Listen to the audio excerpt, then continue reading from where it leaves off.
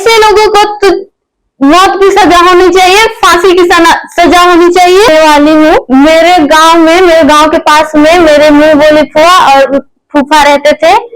हम लोग 5 भाई बहन हैं, उनमें से सबसे बड़ी मैं हूँ। मैं बहुत गरीब फैमिली से हूँ, तो मेरे जो मुंह बोले फुआ और फूफा है, उन्होंने मेरे को 2022 में यहाँ रांची पढ़ाई करने के लिए लाए और यहाँ पे संत लुइस स्कूल में मेरा नाम लिखवाया। और एक सप्ताह तक मेरे को ठीक रखते थे, फिर एक सप्ताह के बाद घर का सारा काम कराते थे और उसका हस्बैंड मेरे साथ शारीरिक संबंध बनाता था। और मेरे को जब मैं किसी को बताने की कोशिश करती थी तो वो मेरे को मारने की धमकी देता था और तुम्हारी फैमिली को मार दूंगा बोलता था, किसी को पता भी नहीं चलेगा, मेरा पहुंच ऊपर तक है बोल करके बोलता था। जब मैं वहां से भागने की कोशिश की तो उन्होंने मेरे को वापस लाया और मारपीट करते थे मेरे साथ और मेरे को कहीं आने जाने भी नहीं देते थे, स्कूल से घर से स्कूल, और किसी से बात भी नहीं करने देते थे। कौन नहीं करने देते? मुंह बोली फुआ कौन थे वो? मुंह बोली फुआ का नाम है निर्मला लकड़ा और फूफा का नाम है संतोष लकड़ा। क्या करते हैं संतोष लकड़ा? संतोष लकड़ा दारू विभाग में डीएसपी है। दारू विभाग में डीएसपी बताते हैं अपने आप को? हाँ, और जो मेरी बुआ है निर्मला लकड़ा वो हाउसवाइफ है। कितने बच्चे हैं उनके? उनके 2 बेटे हैं। क्या नाम है उनका? बड़े बेटे का नाम है निशांत लकड़ा, छोटे बेटे का नाम है निषेध लकड़ा। कहाँ रहते हैं लोग? हरमू हाउसिंग कॉलोनी में रहते हैं। मैंने कई बार भागने की कोशिश की लेकिन हर बार वो मेरे को वापस ले आते थे मारपीट कर और फिर कहीं जाने भी नहीं देते थे मेरे को। कभी तुम परिवार से कांटेक्ट करने का प्रयास की? बहुत की, बट वो मेरे को किसी से भी बात करने नहीं देते थे।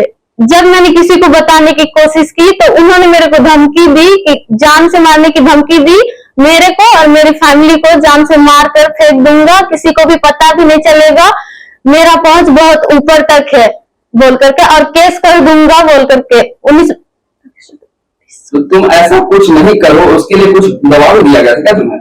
मेरे को ये बात मैं किसी को ना बताऊं, इसके लिए मेरे को 50,000 रुपए दिए थे उन्होंने।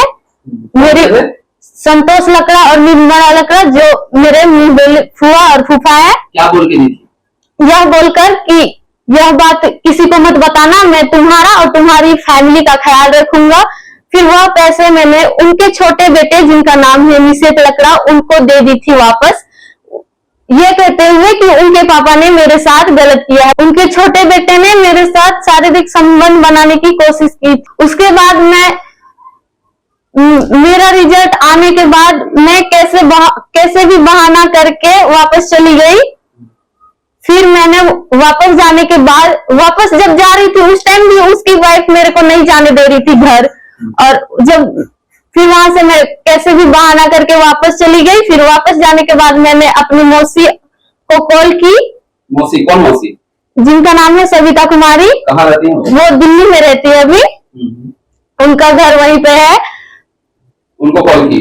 हाँ, उनको कॉल की और बताई।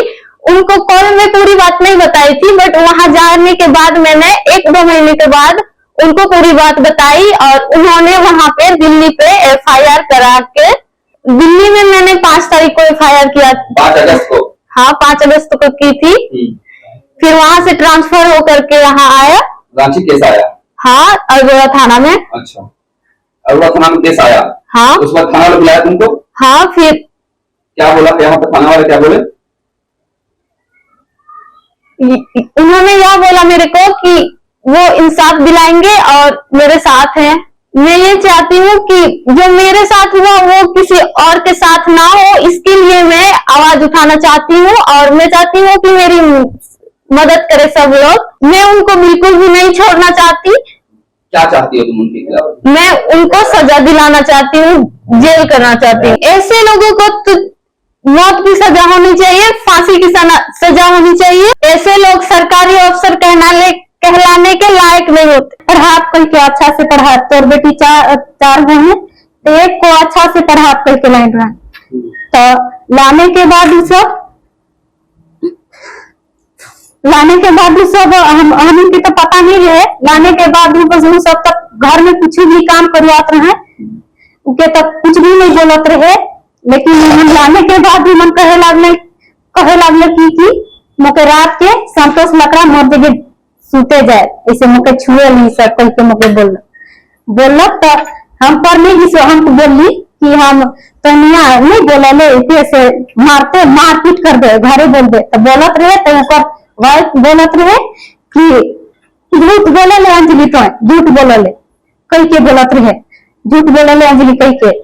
तकर घर में बतालक तो हम भी इकर पापा को बतैली, तो इकर पापा तो खुद थोड़ा बहुत नशा वाला है, तो नशा वाला नहीं जा रही थाना में डर के मारे हम नहीं गई। का चिंता हम गरीब आदमी ही, हम उनके उतना पता भी नहीं के और डर भी देहात के आदमी है कि एक बार फोन करके कह रहे हैं कि केस के आगे नहीं बढ़ावा, नहीं तो तुमों के सजा करो और फिर मारे के भी धमकी देवत